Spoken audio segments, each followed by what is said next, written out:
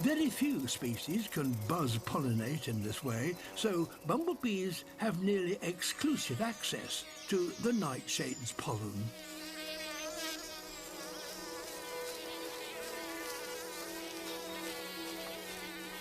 The bee's pollination buzz is higher pitched than that made during flight.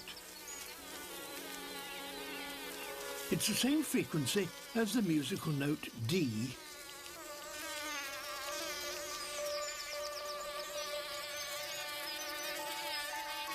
She's like a living tuning fork.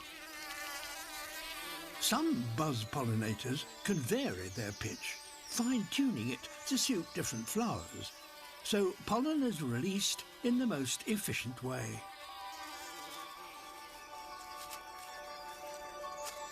Fully loaded, she returns to the hive.